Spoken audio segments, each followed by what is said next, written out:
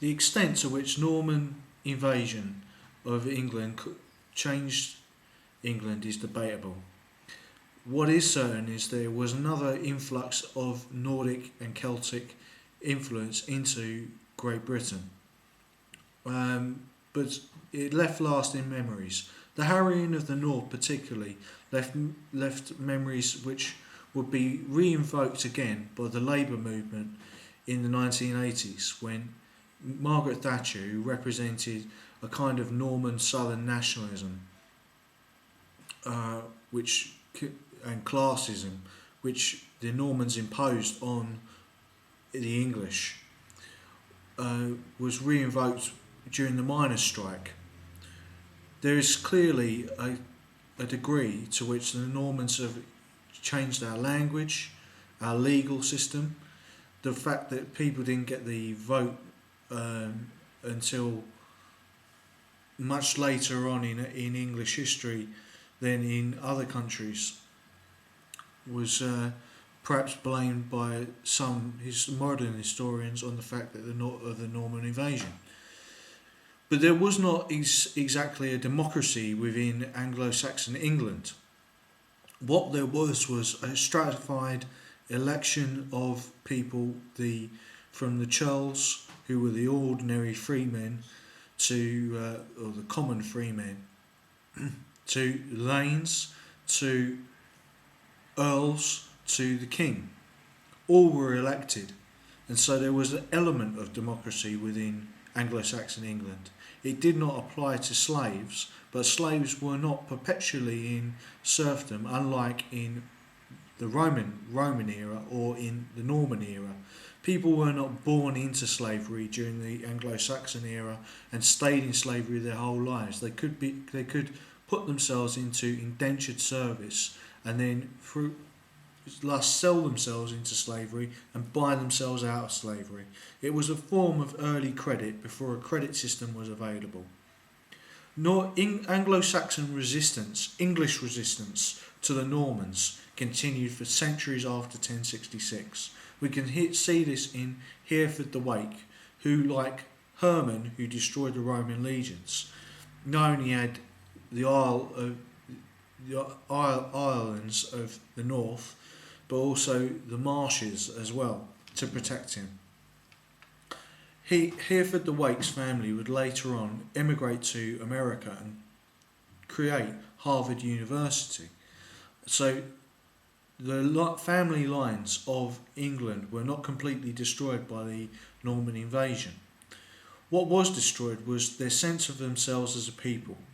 Before the Norman invasion, England had triumphed at Stamford Bridge under Harold Godwinson, who should have become Harold Godwinson the Great if he had been allowed to rule further, but fate took his life away with the arrow in the eye. This brought to an end the Anglo-Danish England, which had replaced Anglo-Saxon England, because Harold Godwinson was an Anglo-Dane. He was English, but because the Danes and English were very close together linguistically. But the Normans, although the descendants of Vikings themselves and of little racial difference to the English, were linguistically and legally more Romanic than Nordic or Germanic. The problem from that came with when the English under Harold had been able to assert their rights through common law. Common law, which would become a tool of resistance throughout the Middle Ages against what the English called the Norman Yoke, which still continued and inspired into the Victorian age and inspired even arguably to World War II, which Churchill represented. But arguably the apologists for the Normans were hindered in their efforts to demonise the English people, because the the English created a legal system called common law, which allowed judges to make law under a system where each case could set a precedent, which would thus affect all the law of the land. And this the English used as a form of resistance, as I said. But the Normans believed in king-made law, which also derived from statute law, the Roman statute, which came from originally the Roman Senate, which was a democratic form of government. Now, as I mentioned, Thomas Paine believed that the Anglo-Saxon era was a high watermark of English law, and from that he tried to create a constitution which was ironically based on statute law, rather than common law, which encapsulated the rights that Alfred the Great and other English kings had wanted for the people. Those common rights of assertion. There was also a military resistance going on, not just a legal resistance. Kings were assassinated throughout the Middle Ages, right into the Tudor times. There was a constant attempt to revive the old English culture. Even Macbeth is a politically charged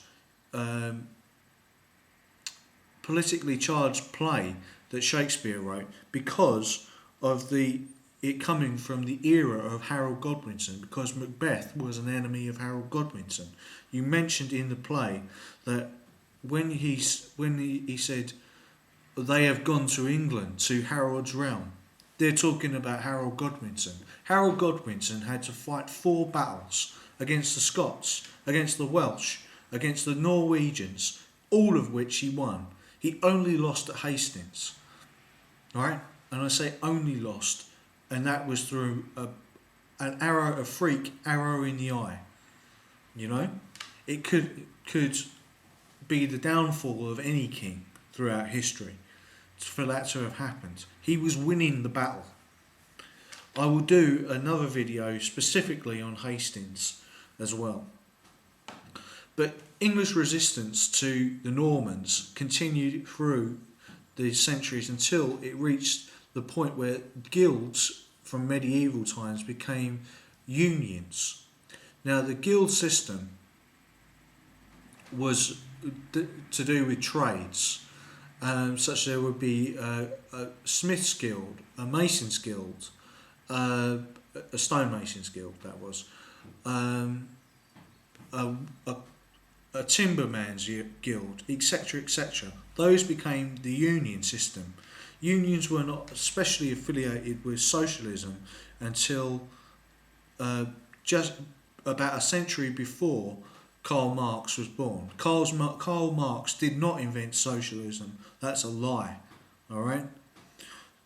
Karl Marx merely put down his interpretation of socialism, which caused the invention of communism, right? Which also has some deeper roots.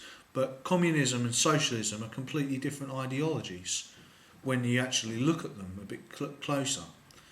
Socialism and Anglo-Saxon resistance to the Normans later developed a wider sense of what was Britishness, and of course the first Labour MP was a Welshman. You can see from that point that the Normans became identifiable with the modern Conservative Party. They represent the Norman Yoke of today. English resistance, therefore, is still continuing, and it will only be achieved when there is full equality and full liberty and a balance between the two. Anglo-Saxon England is still very much alive, and the need to federalise the United Kingdom into an England with federalised states, such on the model of Anglo-Saxon England, is still inspiring modern nationalists and modern social democrats like myself to this day. Thank you for listening.